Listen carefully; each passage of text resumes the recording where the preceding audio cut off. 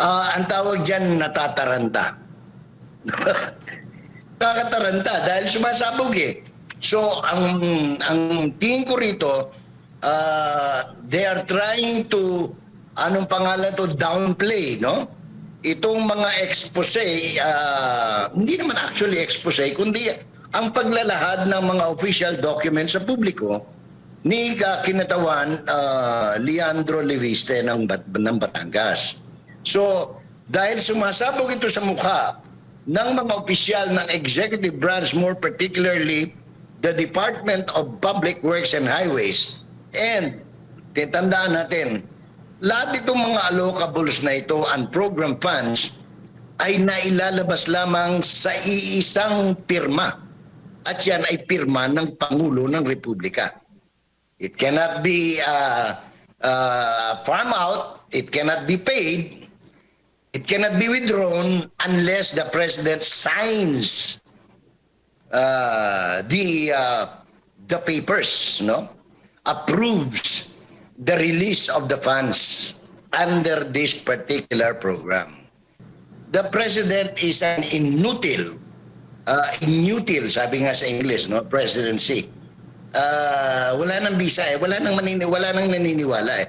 Paano ka man maniniwala? Oh? Isgutan pa nato ning si Congressman Leviste and DPWH Secretary Vince Dizon. Meron kasing pahayag, no, si Secretary Vince Dizon na sapilitin daw yung pagkuha ng file.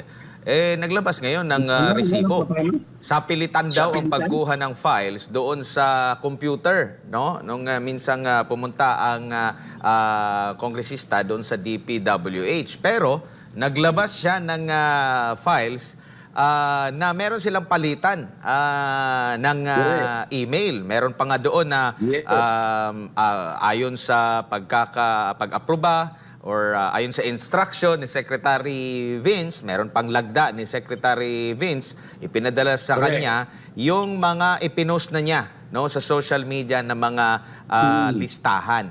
Tingin niyo po, same ba kayo ng naging pananaw dito kay Congressman Leviste kung bakit parang ang hirap sa DPWH na either isa publiko? Kasi matagal na pala itong transaction nila. Way back way back September, October pa po na mga usapan pa po nila. And sinasabi rin niya na kung sadyang sapilitan yan, bakit ngayon nyo lang inilabas? Ngayon ay December na po, Manong Jay. Correct. Sa totoo lang, ako sinubaybayan ko yan.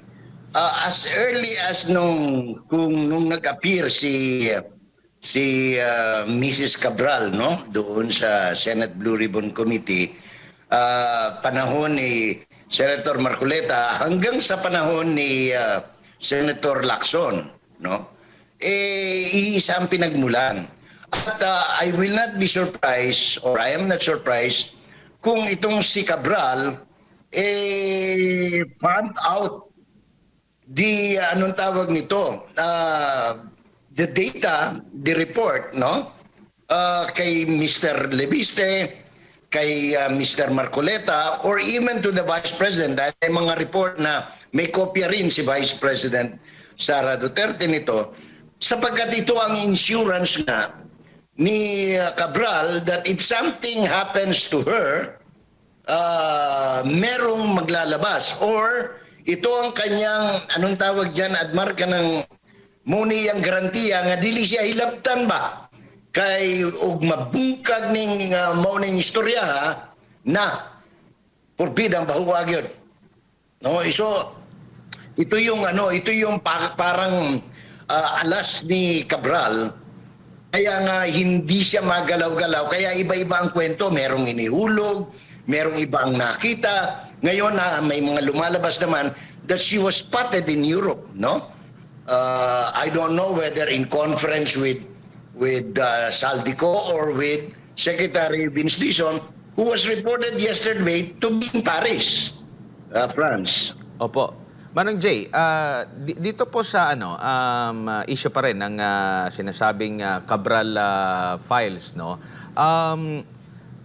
Nabanggit nga na kung gusto nilang dispute itong listahan, kasi sinasabi matagal na listahan, inaantay kasi niya na ilalabas ng DPWH. Pero imbis na ilabas yung pinakakopya, kasi galing sa kanila yung kopya, Oo. hindi pa inilabas, tapos siniraan pa siya, no, na di umano yung pinilit. Pero yung pag-appreciate dito ng Malacanang, dito po sa parte ng communication, kasi imbis na iimbestigahan, parang nagiging ano na talaga one-sided na agad na sinabi na kung totoo man na kinuha ang mga dokumento sa illegal na paraan, hindi na pwedeng maaring gamitin yun. No? So, kumbaga parang dinadown na nila agad yung naging pahayag nitong si Congressman Leviste. Pero noon, sa pangunguna ng Pangulo, di ba, hinimok yung bawat Pilipino na makiisa at tumulong para nga sa paglaban dito sa korupsyon. Yet, merong ganitong kongresista, in fact, nandito sa DPWC itong listahan ni Cabral kasi siya yung humahawak sa lahat po ng mga proyekto na may mga pangalan ng mga proponents.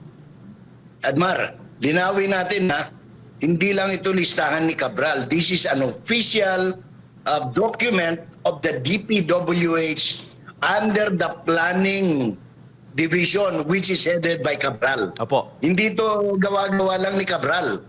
This is an official document of the Republic of the Philippines. Public document ito.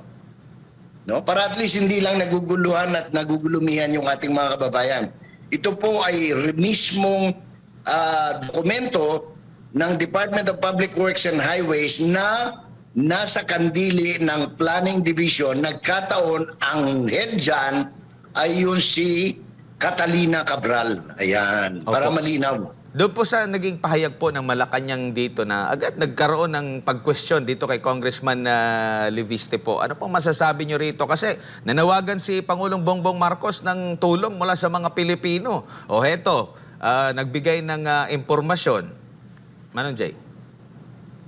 Ang tawag dyan, natataranta.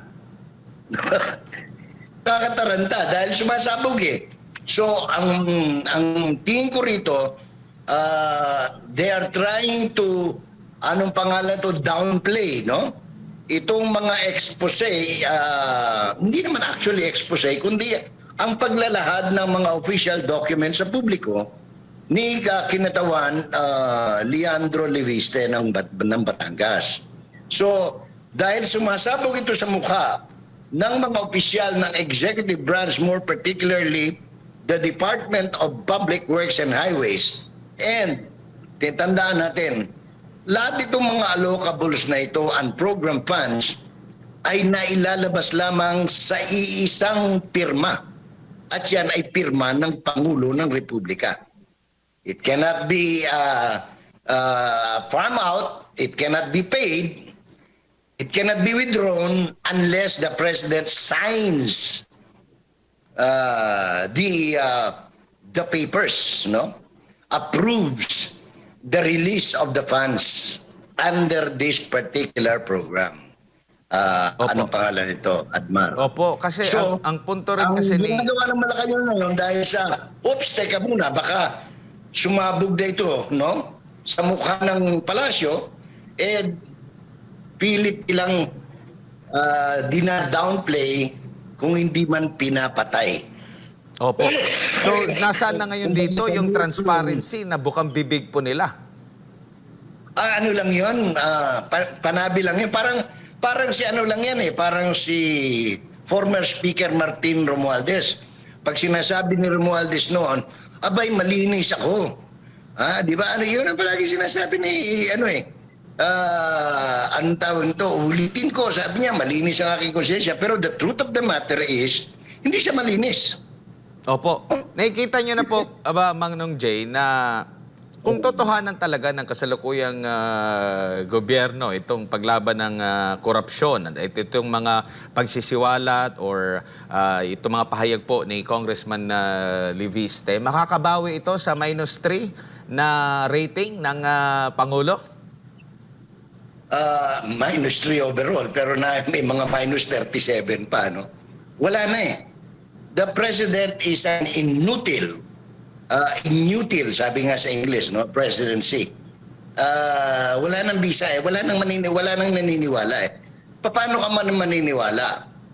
Kung pakikinggan mo yung, kaya nga panawagan ko nung isang araw, they should stop this slogan na malinis sila. Kapareho ngayon, ano sabi ni Executive Secretary yung mister ni Vilma Santos, no? Pangalan nun, Ralph Rector.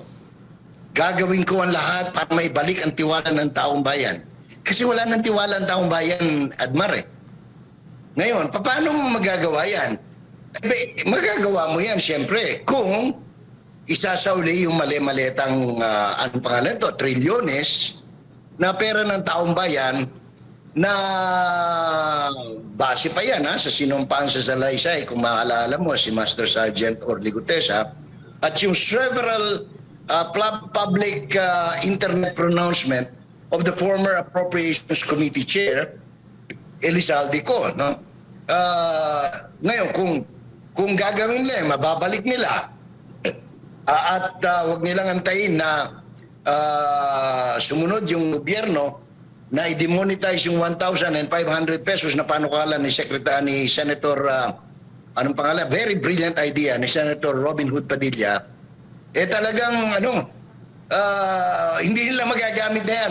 Mapipilitan sila ngayong kasi hindi mo pwede papalitan sa bangko yung mali-mali at gano'n. Malalaman at malalaman sino may hawak ng perang yan. No? Opo.